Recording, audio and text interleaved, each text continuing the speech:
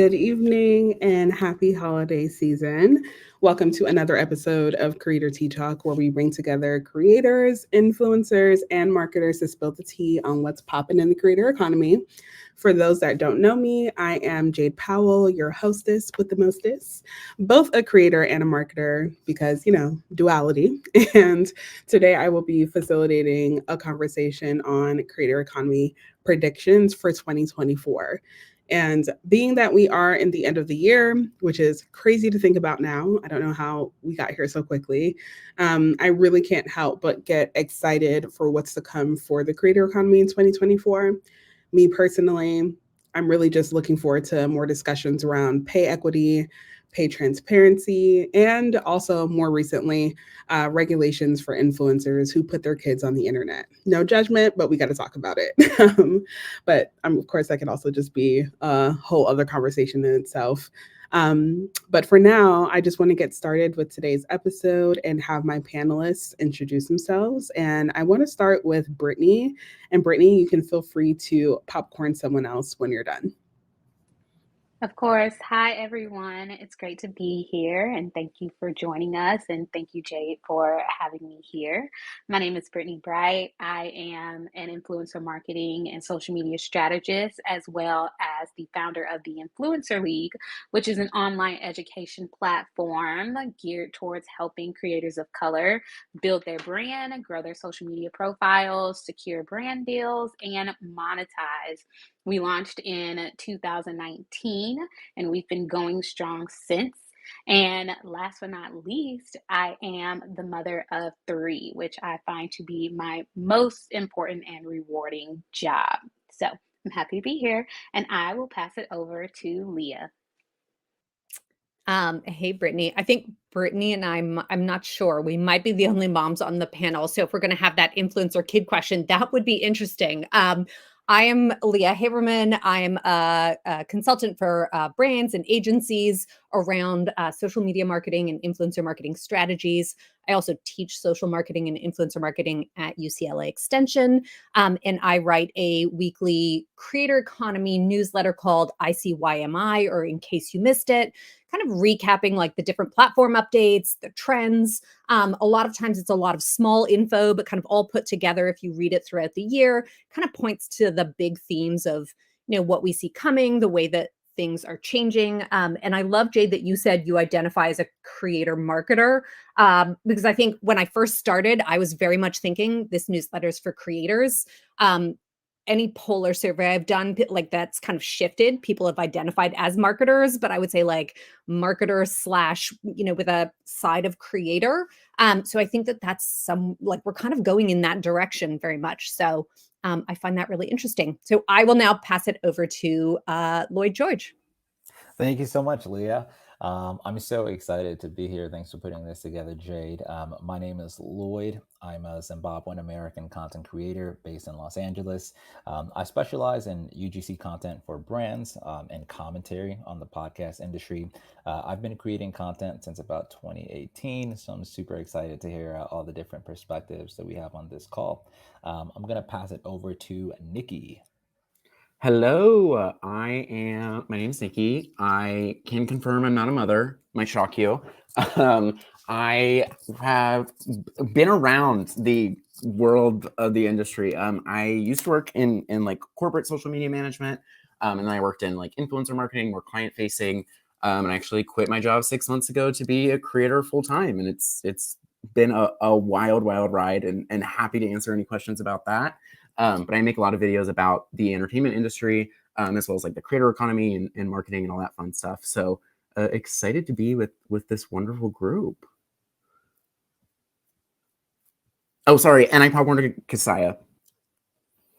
Hi, it's okay. It's actually wrong. But hi, I'm Ketsia, and I am the social media community manager at Hey Orca, and I am the founder of Coachella Studio, where I focus mainly on personal branding strategies. So I work with influencers and build out their personal brand strategies. And I also do consulting for them. So that's really cool and very exciting. So that's my part in the creator economy, I guess. And I'm very excited to be with everyone else on this panel. You guys are so interesting, and I am following every single one of you guys. So I'm really excited. Beautiful. Thank you, guys. So let's go ahead and get up into this discussion. So obviously, we are here to predict the future because I'm into the spooky ooky. So I'd love for everyone to go around and basically tell me what your top prediction is for the creator economy in 2024.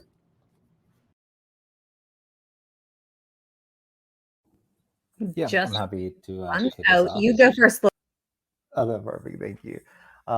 So I think there's a lot happening, but I have like two sort of like these big ideas that I'd love to see more of.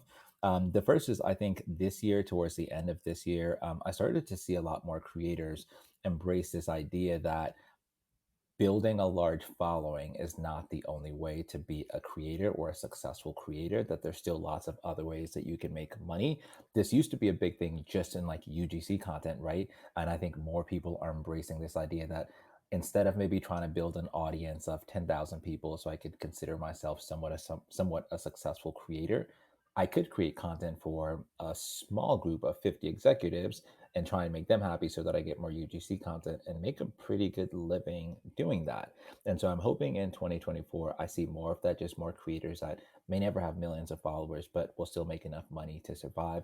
I think the same is becoming true. I'm seeing a lot more brands hire people to create content that looks like it's set on a podcast set, but it's just two people recording TikTok videos in a sort of podcast format. So the same applies for podcasters. So I think that's one thing I'm hoping to see more of in 2024. Love that. I think that's always so interesting, especially when you were talking about how, brands will hire two people to kind of do like the set of a podcast. And that's always been interesting because, and someone may mention it actually, I'm starting to see a journey towards moving creators in house rather than just like contracting creators out. Has anyone kind of seen that in their own work, or is that something that you think more brands will kind of lead the charge on in 2024? Oh, yes, 100%. I'm sorry, I'm just taking over here, but I've been seeing a lot more job listings for in-house creators. And I personally think that it also has a lot to do with how we kind of divide roles on social teams now. And I think that creators are a very big part of it. And I think that brands are understanding that in order to create content for, people in their audience, they need someone who's very much in tune and in touch with that and understands, how to create content for people. Because I feel like sometimes brand are a little bit too corporate in a sense where it feels a little bit out of touch. So having a creator that understands the social media scene makes a lot of sense for a lot of brands. And I'm hoping that they will hire more creators to do that work.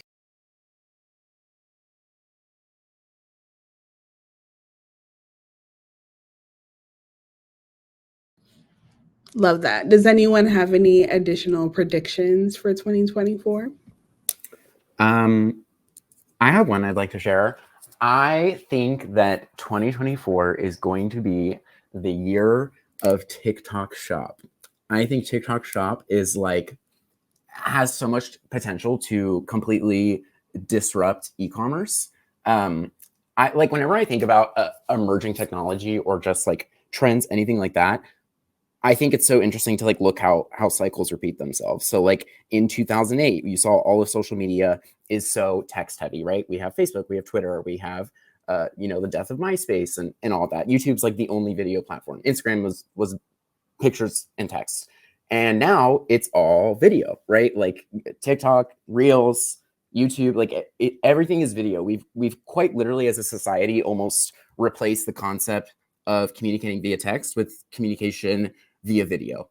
And when I think about e-commerce, I think like, why on earth would I want to read a review on Amazon of a product when I could watch somebody physically try it on and use it? Like if I'm buying clothes, And it's like, so there's a multitude of reasons as like why it's so valuable, right? Like if it's clothes, you can find somebody who's your body type or your height. If it's makeup, you can find somebody who has a similar skin tone to you, or maybe you have similar acne problems. Like there's so many reasons as to why any person would want to watch somebody use something instead of read somebody use something.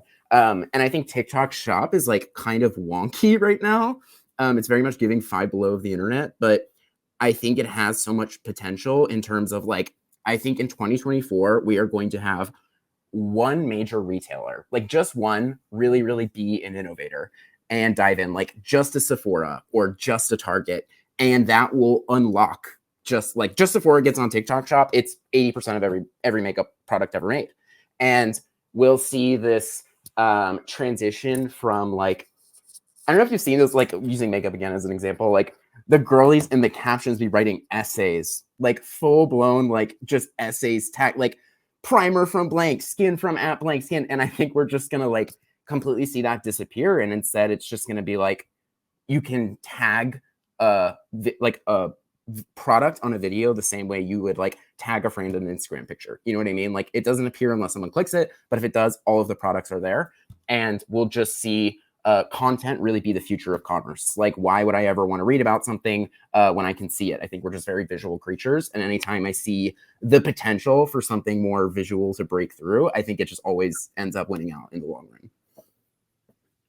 Can I respectfully disagree with TikTok Shop?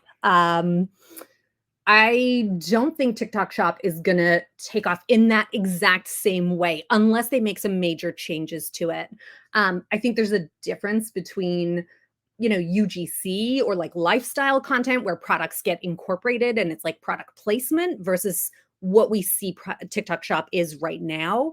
And I think that once the subsidies end, like everything right now is heavily subsidized. And I think we're going to see a lot of success stories over in the next couple of weeks of like, partners that TikTok is working with.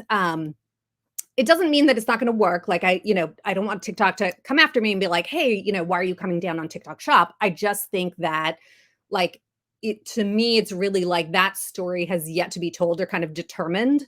And I think we're going to get a lot of success stories in the media around specific partners they've worked with where items have been heavily discounted to drive sales.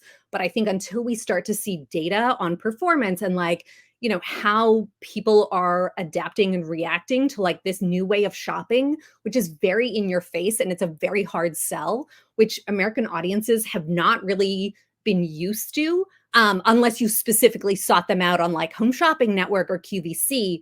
I think that TikTok Shop is going to struggle unless they can take, stop looking at like what ByteDance has done in China and start looking at like, how does the American consumer like to get information, like to get product recommendations, and, like adapt TikTok Shop to the audience here. So I'm not against the idea or the concept of TikTok Shop. I just think it needs to be adapted for North American audiences. I will respectfully argue back.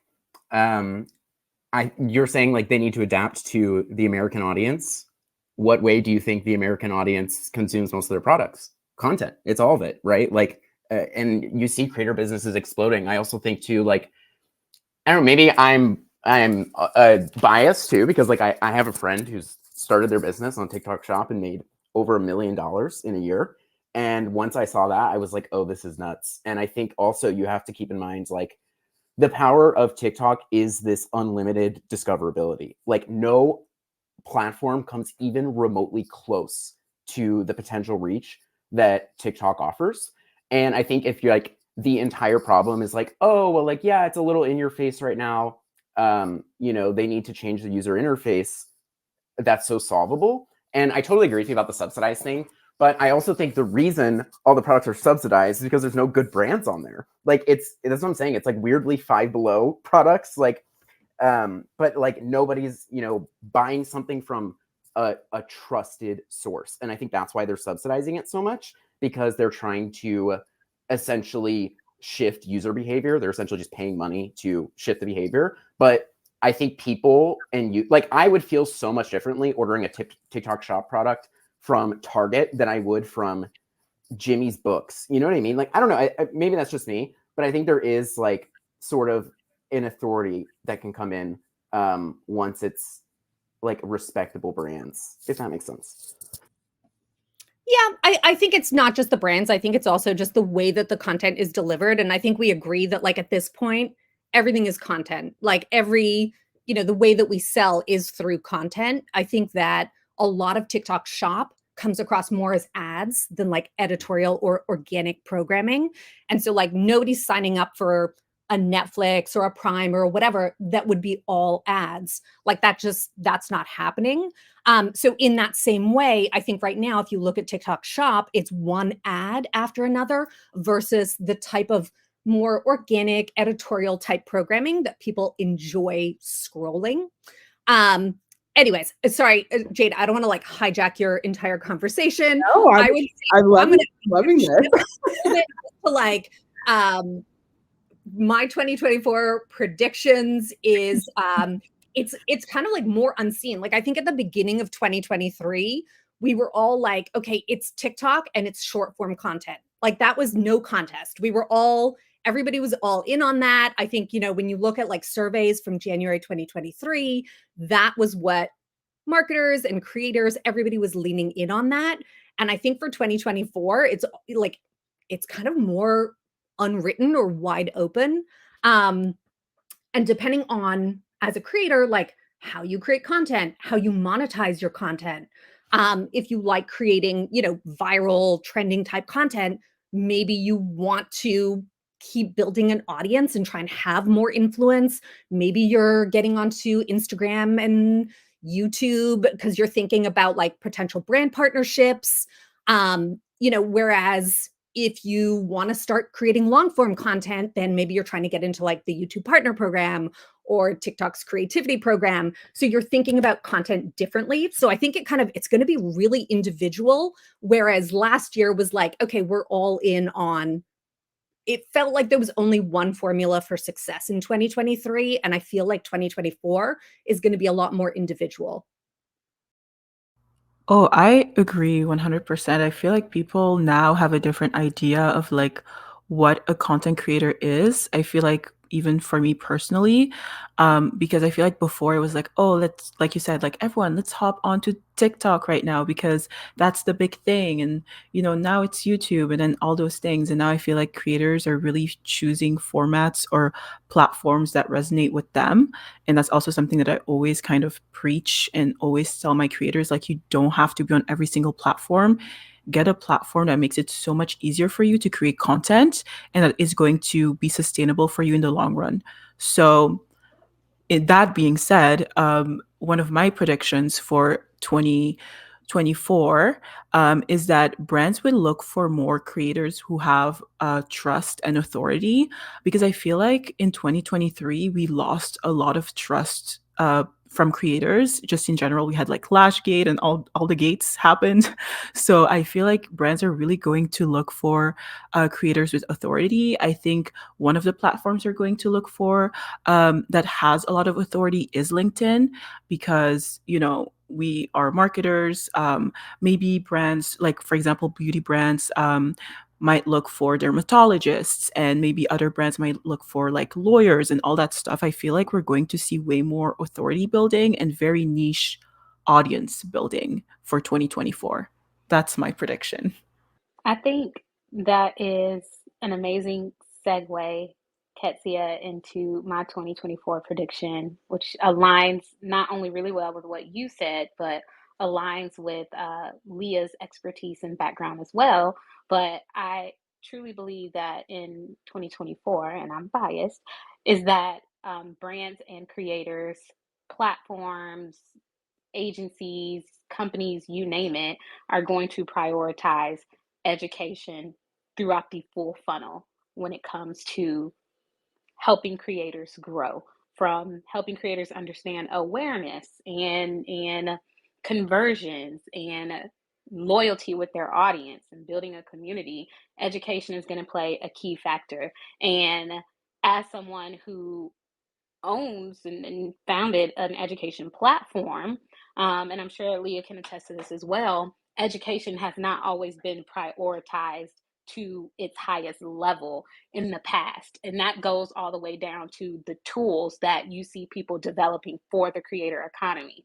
I've done a lot of deep diving into the different types of tools that have launched over the last few years as it relates to helping creators succeed in the creator economy. And they've all been focused on monetization. However, you don't see as many tools or programs that is helping a wide range of creators across the world focus on building that brand, focusing on social media growth, focusing on monetization and brand deals. It's always segmented in different ways, which is understandable. But we're starting to see now that agencies like Whaler or, more colleges and universities like where Leah works, introducing courses that are geared towards helping creators and influencers grow and brand themselves and monetize. And so I think that that's going to play a huge role, and we're going to see more of those programs being implemented. We're going to see more business schools and more universities launch these classes. We're going to see just more tools and platforms create their own version of influencer courses to help their creators that they work with really become that ideal creator across the board. I love that you said that, Brittany, because that's actually something that I've been discussing with creators and influencers who are kind of growing like beyond the visibility that they expected, but now realizing, oh, there's potentially a brand that I want to craft out of this. Because I think what happens is sometimes, creator or influencers, some people do this genuinely for the love of content creation and are very comfortable being on the platforms that they are on and have no aspirations to become the brand that sells merch or does, in-person experiences with their followers. So I'm curious if you guys have any recommendations on resources for creators who do want to get more focused on the business and marketing side of owning their brands, and then how they can use those resources to kind of help them build a sustainable brand that's beyond the platforms that they've created on. I would say the Influencer League, but we're in the middle of a Period. training now, and our next one won't be until the spring. But however, through the Influencer League, we take, like I said, a very full funnel approach, where we start with just that surface level, not surface level, but foundation of a brand, and then we move on to social media growth. Then we move on to brand deals, and then monetization as a whole. And what I've done throughout the creation of the Influencer League is we have, when a student enters our program, they have to take a 40-question assessment. And this assessment gauges where they are in their career. And then we create a personalized path over the course of 12 to 48 weeks, which outlines what that growth looks like and what they should be working on to help build that brand. But I will also say that there are other resources like one resource that I always share with others is Leah's newsletter, in case you missed it, just because hers is more of like a conglomeration of different resources and industry happenings. And I find it to be really informational when it comes to understanding what's going on in the industry, as well as different launches that people are having, so that you can kind of like create your own personalized path if you want to participate in a bunch of different programs, because they all have something unique to offer.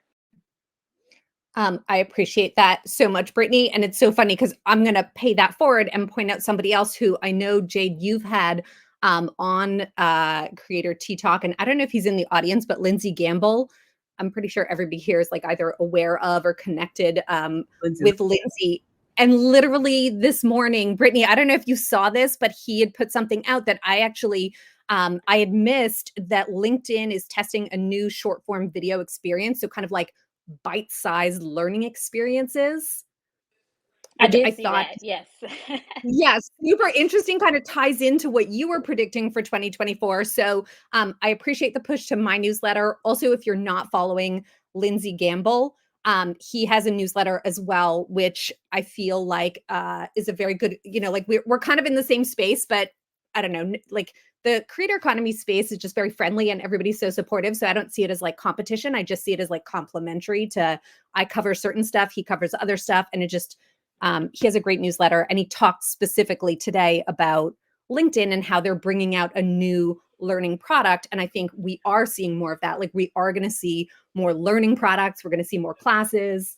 There's organizations of students. There's an organization called Reach that is for student creators that's got like more than 2,000 members across the country. They're at USC, UCLA, a whole bunch of places. And so I think like all of these things are happening. I think they're just maybe happening a little bit slower than a lot of us in the industry would expect them to happen. Exactly. I always find it really interesting that the education component wasn't prioritized as quickly or as high as, the monetization tools that came out, because it's like, to be able to successfully monetize, you need that educational foundation to, have that sustainability. But last thing that I'll add, as far as education and just resources for creators, as well as all of us on this side, we all have different backgrounds. And I think it's really important to keep your mind open to learning from different types of people in the industry. Because, for example, Leah is an expert educationally. She works for UCLA Extension, whereas Lindsay is an associate director at an agency. And you'll tend to find that different people in the industry with their different backgrounds, whether they are a content creator, whether they're an educator, whether they're working at an agency or a brand, they're all coming with their own unique experience. And you're going to learn something different and something you've never learned before, because they have insight into into a lane that someone else may not have insight into. So there are a lot of creators out there that are educating other creators, which is great, and they have that visibility. But I think it's also important to learn from the Leahs and the Lindsays of the world as well. Speaking of creators and tools and stuff like that, I'm not sure if you guys saw this again, talking about tools and stuff, but I think Mr. Beast, who is a creator himself, is actually developing a tool when it comes to YouTube analytics, and being able to track and helping other creators kind of, track the right analytics in order to grow. I think when I work with clients, I think that's one of the number one thing creators usually, and depending on their background, don't really know which analytics to track or to put forward when they're working with brands. By the way, I think I should shout out Tameka, because she's the one who, I think she's here right now. She's the one who made the post because her fiance worked on that project as well. So just wanted to put that out there. But I think it's very interesting to see other creators create tools for creators as well. And I think that's something that we might see more of in 2024, definitely for those who want to branch out of just being a content creator, but want to expand their brand. I think it's really interesting to see as well. Love that. One of the things I actually want to circle back on, we were talking about TikTok Shop earlier. And it's actually interesting, Nikki, kind of hearing your POV, because I do think you are correct that TikTok Shop is going to kind of be this kind of beast that more brands kind of dive into and more creators get more involved with, especially when it comes to promoting products and brand awareness. But I'm actually curious, because this discussion, part of this discussion kind of reminded me about an episode that we had last year called the de-influencing trend. And at that time, de-influencing was trending on TikTok, and a lot of creators were actually creating content about getting away from recommending products that people don't actually need. And then it kind of turned into this larger discussion about sustainability and how, we don't actually need to engage in overconsumption practices. Like, do you really need 5 Stanley cups in your pantry? Or do you actually need that coconut oil for your teeth cavities? Or can you just go to the dentist? So I'm curious if anyone has wondered if sustainability is going to be even a larger part of the creator economy discussion as we move into 2024. Optimistically, I want to say yes. But I feel like I'm eternally impressed every year with like how much money Fashion Nova and Shein, like all these brands, like, I don't know, it seems like, like narratively, like I think if you were to ask someone, do you like, these like crazy fashion brands? They'd be like, no, of course not. But then you look at the money they're making and you're like, well, somebody does. So I don't know. I don't think I have a solid answer. I think it's just like, I optimistically, I'm going to say yes, but consumer behavior wise, like data doesn't lie, and these businesses are growing. You know what I mean? Mm-hmm. It makes me laugh too, because I think at that time we were wondering if de-influencing was just a trend in that moment. And people were like, no, people are always going to care about sustainability. And I'm just like, Can girl, the can I people give a hot take about de-influencing? yes, Because please. I think it was like the dumbest trend of last year, because de-influencing is influencing, isn't it? Like Yes. you telling somebody not to buy something versus somebody telling something to buy, somebody telling someone to buy something. Like at the end of the day, influence is leveraging a community of people who you share a common interest with to, behave or think or act in a similar way. And if that is not buying the MAC cosmetics because you already have the one from Elf that you've been using for 4 years, like that's still influencing. I don't know. I think it was just like a clever way, and it was and a lot of brands are really smart about doing it too. Like I thought it would have been so genius if a brand was ever just like, or like I don't know if you guys saw this last year, like that Lululemon dupe activation they did at the Century City Mall, where like people could come in with their terrible Amazon leggings, and they would give you back a free pair of Lululemon ones. Yeah. So I think stuff like that would be genius. And also, going back to the sustainability question, hopefully, like we'll see more stuff like that too, because I think that is also hopefully encouraging people to, shop less fast fashion and be willing to invest in like actual quality clothing. And I think we'll see brands get more clever with things like that, where it's like them trying to position themselves next to a fast fashion competitor to show like, yeah, you're paying more, but like there's a reason you're paying more. And I would love to see more stuff like that personally. You know what? Oh, sorry. Were you going No, to say please go ahead. something? I was just gonna say that, like, when I agree with you, and but I also think that, with the way that every single day there's a new trend, like, oh, like, but they're like repurposing the same trends but just giving it a different name, and I think it's just kind of reflects of how fast people consume and how fast things change and how much you have to keep up with trends. Like, for example, like strawberry makeup, and it's literally just red lip gloss. Like, come on, like we've known about it for such a long time.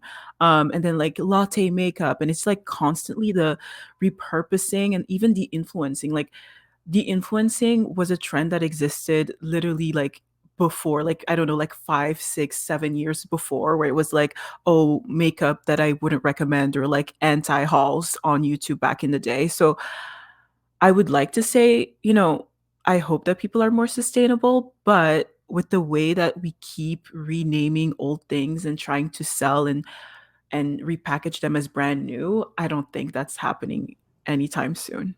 This is honestly another discussion, but it's also the part of marketing that makes me wonder, like, am I contributing to this? Because the strawberry makeup for red lipstick is like peak marketing and, consumerism. It makes me laugh, but it's also just like a part of the work as well. Yeah, and I think I've been seeing sort of like the influence. I'm on both sides of the coin here, because I think on one side it's like there's times where I'm on TikTok Shop and it's like I don't need anything, and I go into it knowing like I don't need anything, but then I just see things and I'm just like I just want to buy this just because I see it and I want to see if this is like real, and I just get it. But I think the flip side to that, especially in like the podcast space, I've been seeing a lot more videos of people saying like, hey, you want to start your podcast, and I'm making this entire video to show you that you don't need this $400 microphone, that your cell phone will work just as good. And so in some ways, I guess that is like de-influencing, in this idea of like demystifying that we need new equipment, better equipment, more expensive equipment to create great content. And so I'm going to be curious to see how long that lasts, but I certainly agree with the idea that all of these trends, I think, seem to go up and down and return and disappear. Can I ask a question about trends? Because I'm planning a class right now, and somebody mentioned Lashgate, which was funny, the strawberry makeup. And I was trying to think of, since the pandemic ended, has any creator on TikTok blown up in 2023, but like had a lasting effect, where now I'm thinking of like Pinky Doll or Tube Girl, somebody who we all paid a lot of attention to and very intensely, but like has managed to turn that into a sustainable, like growing a sustainable community, ongoing brand partnerships, and not to single those two out as like, either successes or failures. It's just like two people that I was thinking of, like who specifically started their accounts maybe a little bit later than some of the people, the people that really benefited started their accounts like 2019, 2020, 2021, and kind of worked on it throughout the pandemic. But like since 2023, did anybody go really big this year and then manage to sustain that interest in themselves or their brand after that viral moment? Monet. That's the first one I wanted to say, but I feel Keith like, Lee. yeah, Sorry, Keith Lee. Oh my Keith gosh, Lee's a yes. great one. You know what? Yeah. Keith Lee more than Monet.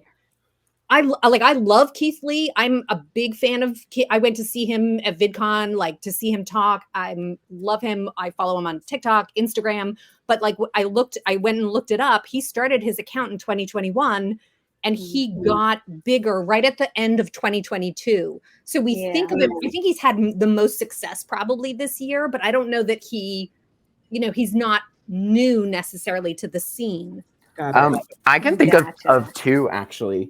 The first one that popped to my mind was Octopus Lover or Jake Shane. I don't know if you guys saw that guy. Like he was somebody who blew up for like specifically one type of video and trend where it was people doing the comment replies where they would like ask him to act out a scenario and then he would do it. So like, John Hancock saying the Declaration of Independence or whatever, and then he does it in a funny way. And then the next person, like it's very self-perpetuating, but now he's like doesn't make only that type of video and has kind of like sidestepped that. And I think a big reason, like between these people, like the tube girls of the world, you know what I mean? Like they blow up they create a trend and they are the trend and they do it for a long time, is like, are they smart enough to start differentiating while the algorithm is still in their favor? You know what I mean? Because like trends like that never get promoted for long periods of time.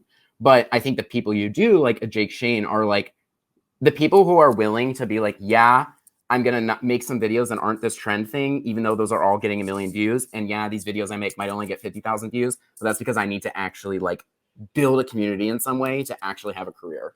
And then another person who's like kind of in this midpoint of it right now, and I'm so eternally fascinated with, have you guys seen the videos of the person who's like, the craziest thing about being creative is, and then like, Yes. you know what I mean? You know what I'm talking about? Yes. So they are so, I don't know if you like follow them on Instagram and stuff. They are like, they're an artist before this. Like they've actually like a sculptor and like can paint and all of this and have taken this trend and exploded it. Like at one point they bought a billboard in Los Angeles and did a thing about like them being trapped inside of a billboard. They've done other exhibitions. I think they just did a collaboration with this brand right now where like they're trapped inside of the can and it's like all of their faces like on all of the cans right now and stuff like that. And I'm so interested in this because this is somebody who's like not, differentiating in terms of like, oh, I'm just going to try and be a regular creator now, but is instead like, I'm going to do this trend until the day I die, but like, I'm going to find ways to leverage it into things that are like, no one else in the creator economy is even doing, right? Like I've never seen a creator like put themselves into a billboard like that, or, maybe like, I don't know, like a Logan Paul or something like Prime and something, but like, I don't know. I'm really interested to see people doing stuff like that too. I also think we're going to see so many more merging of like creator and like real life event experiences too, which is not, I don't know if that's something anybody else has been thinking about a lot, but yeah, those are two I could think of. I have a that was question. great. And I just want to say sorry because I misgendered them. So I'm sorry to that, but that was such a great example, Nikki. And they just did a collaboration with Google Workspace that I thought was so clever. If you go, I think it might be on their feed. It's so good. So I have a question just about, and Leah, your question kind of prompted this thought process for me. When we see creators go massively viral on TikTok primarily, and they're able to continue this, ride this wave of this viral moment, and we see them be able to pivot so quickly to diversify their platforms, diversify their community, diversify their income. Do we believe that we don't see as many Black creators get a chance to do that due to the lack of resources and opportunities coming their way? Because I'm wondering, Leah, and I know you're great at this, but as you're compiling your list, are you finding it harder to pinpoint specific Black creators who have been able to do this, not just in 2023 alone, but over, you know, even if we go back to 2022, are you able to kind of like see that discrepancy? And if so, do you believe it's due to the lack of financial resources, the lack of, building a team, legal, financial, all that? Yes, I would not say necessarily looking at the people who, got really big in 2023, looking at like who they were specifically. 2023 was a little bit odd because the whole thing with 2023 was the people who really blew up and kind of went viral, and then whether or not they could sustain that. It happened to a lot of people who weren't intentionally setting out to be creators. So I felt like there was maybe more equity there only because it was a fluke. A lot of this was like lightning in a bottle that people weren't expecting. Whereas, yes, previously, like 100%, like absolutely there is a discrepancy, um whether it's reinventing yourself, whether it's taking advantage of a viral moment, whether it's intentionally building a career as a creator. Like becoming a creator, especially a full-time creator, they're kind of like there's like a leap of faith that you take when maybe it's your side hustle, and you have a full-time job, you're working on this on nights and weekends, and then like there's kind of like a moment of launch where you have to take a leap of faith that you're going to go full time as a creator, that there is going to be an income, a sustainable income coming in that is going to cover your bills. And a lot of times, like, absolutely, if you do not have the resources, if you do not have the, financial support, like the opportunities, yeah, absolutely, there can definitely, it's like an uneven playing field in who gets to leave their full-time job and go off and become a full-time creator. Absolutely. Does that answer the question, Brittany, that you were asking, or? It does. Thank you. Yeah, I'm gonna open up the Q&A to the attendees soon, but one thing I wanted to add, Brittany, I love that question because immediately I think of Nisha Godfrey, who is the creator of that sound. It's a chicken salad, and she went Right. viral so quickly, and to the point where like people were interviewing her. She was getting all this press in her town and national news as well. And I remember I actually interviewed her, and it was really great to hear her story in person.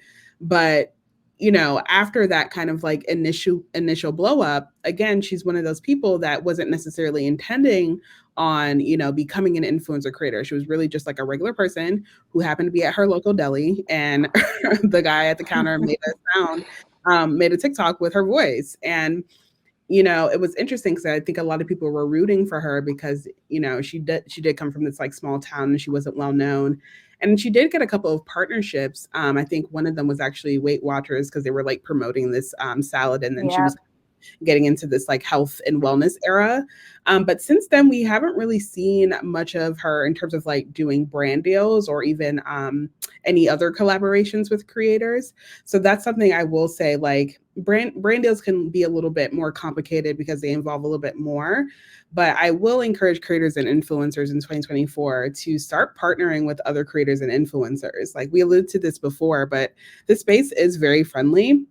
And you don't have to actually look at everyone as your competition, even if they're in the same niche or space as you. So one of the ways that you can help increase your visibility and just build better relationships is through collaboration. And that's something I would like to see more creators, especially smaller ones, take more advantage of. Because the reality is there's a lot of space that we're all fighting and competing for in this economy, but there's enough of the pie to go around. And with that, I do. Can I just Oh, add sorry. a quick note to that? I just wanted to say that I think that is something I hope we see a lot more of in 2024 as well. Even just with like podcasters considering signing to like a network. Like if you look at the Little Yachty deal where he signs to like the Full Send Podcast Network, which is another group of creators, that is like super, super cool. Like this idea that they could have taken that podcast anywhere, and the fact that they teamed up with another group of creators is really, really cool. And so I think there's a lot more of that. Like creators that already have an audience. Same with like Alex Cooper and the Unwell Network, like they already have an audience. So, going to like a larger network is not the only option. Exactly. So with that, I do want to open up the mic to anyone in our audience that may want to ask questions or share their own insights. Oh, we have one already, Shemaya. Hi, everybody. So I have a question about the diversity, equity, and inclusion content creator space. Do you see any trends emerging or disintegrating within that space? As I understand, it's like constantly moving, constantly evolving. But I do wonder if people are seeing anything in particular coming out of that in 2024.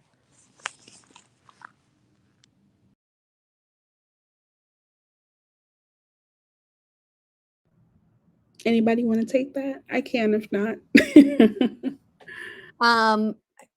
I mean, I think we're going to be pretty disappointed in seeing what happens to DE&I in 2024. Like, I will just say, kind of not a great prediction, but it just, that's something that, unfortunately, as we're seeing budget cuts and layoffs happening, and it just seems to be one of those things that people, brands are not necessarily prioritizing. And it seems to be one of the things that gets cut very early on.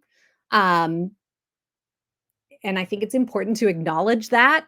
I don't know if it's my place to acknowledge that, but I think it's important just to say that, like, I see it happening. I'm aware of it. And I don't think it's great. I don't think it's, it's not great for us as an industry. It's not great for us as a culture or a country. I think, I don't know. I think 2024, it might see some shifts in what brands previously committed to and kind of said that they were going to honor. And I don't know if that's going to happen in 2024. Oh yeah, I think that's kind of where my initial silence came from, because I don't think I had anything really super positive to say. I think we've seen a lot of brands getting exposed with their initial kind of commitments that they had when it came to diversity and inclusion and stuff like that, and kind of taking back or not really revealing already internally within their companies, like you know, if they actually contributed to those efforts. And then you kind of see it externally, like kind of having token creators that they take kind of usually. But I hope that, like with the whole like collaboration stuff that Jade was talking about earlier, maybe we can,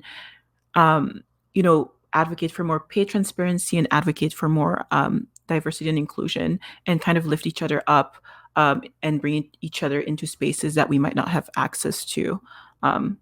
I hope so. Yeah, one of the things I was going to add, because I think Leah and Katia already touched on this, but of course, like I just don't think we're going to see as many resources as there once were, especially since what I call the year of the racial reckoning, 2021, where a lot of brands were making commitments and promises to invest in D&I efforts throughout all aspects of their business, not just creator economy. But one thing I will encourage is to look for resources from larger Black creators, and specifically creators who are like celebrities, because they do have more money than your standard creator. So one of the examples I'll give is Issa Rae. I want to say last year she partnered with Walmart to launch the Black and Unlimited program. And that was specifically a program that was dedicated to Black creators to get the resources, funding, and tools that they need to launch whatever creations that they wanted to. So whether that was like podcast, digital channels, partnerships with other brands. And granted, not a lot are doing that, but some are. And I think Issa Rae is a great example, because being a creator herself, obviously she started off on YouTube. A lot of them are paying it forward in that way. And that program is still going on. So definitely take a look at that. Another person that I want to plug is Tiffany Harden, Hardin. Keep an eye on her. I'm not going to say exactly what she's working on, but she is doing the necessary work and building in public to be able to to be a champion for those DE&I efforts as it relates to the creator economy. So follow her for sure. Definitely going to co-sign on Tiffany. I had the pleasure of having her on a previous panel, and she is wonderful. So please give Tiffany Harden a follow if you haven't already. Shout out to Tiffany. Love it. Shamaya, did those answer your questions? Is there anything else that you wanted to ask? Yeah, I think the people that come to mind, oh gosh, what are their names?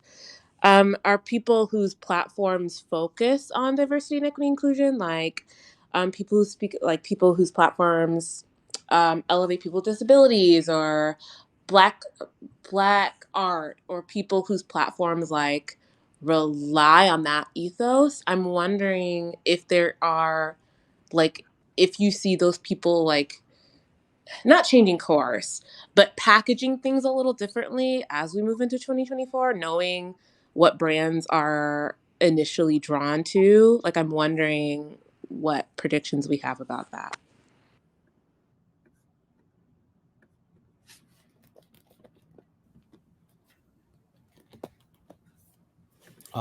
Jade, can I just add one quick thought about this? And this, like, please correct me because I can sometimes be a little overly optimistic and a little oversimplified. But I was at a media event last night, and I was talking to like a few larger brands that I feel like are doing great in like the media slash creator entertainment space. And the kind of common theme I kind of started to see is just that kind of like I don't mean to be like this brash, but in some ways, like they don't really know what they're doing. They're looking for creators and other people to partner with in hopes that those people can help them build an audience. And so the general theme that I'm sort of feeling as like a smaller creator is sometimes I find the need to feel like if I could just work with this brand, that would give me the advantage or the leverage I need to kind of grow my platform. And I think they're looking at me for the same thing too. And so after a few months of sort of like feeling frustrated because I'm not necessarily getting the collaborations and partnerships I need, I've been putting more emphasis in just trying to build my own audience and then using that as leverage to get some of the partnerships that I'm looking for. And initially, like this quarter, that's looked a lot smaller and not being as broad and trying to niche in a little more. For example, I'm in the podcast space, obviously. So instead of targeting the general creator economy, saying I'm just going to hyper focus on building an audience that's in the podcast space. And I have seen that be more beneficial to having more brands be more open to collaborating and working with me. And so I don't think that that's a solve in general for like, I think this bigger problem that we're trying to solve of like inclusivity and equity.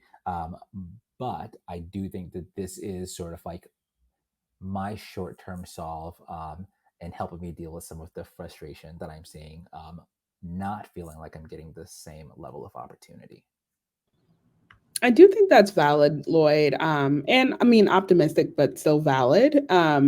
Just because I will say, obviously, being on the brand side as well, I have been in rooms where people who are the decision makers when it comes to creator economy literally don't even think about it. They don't keep it top of mind. And we've had discussions on previous episodes of Creator Tea Talk about this, where it's like, the whole idea that basically the people who are the influencer marketing managers or the creator partnership managers, whoever those people are, do also have to represent the communities that you're trying to target. So I think that's something, again, I would put the onus on the brands as well, because internally, in order to pursue D&I initiatives in the creator economy, you also have to be doing that internally, or it's just not going to make sense for your brand, or it's not going to work. So on the brand side, that's something, again, I would put more focus on them, not necessarily the creators, because I do think it's their responsibility to make sure that's happening. And if it's not something, they feel that they have the resources to clearly communicate, like you were saying, Lloyd, they should be hiring creators or specialists in that area. And then Shamaya, one thing, I had to Google her name really quickly because I wanted to make sure I had her handle right.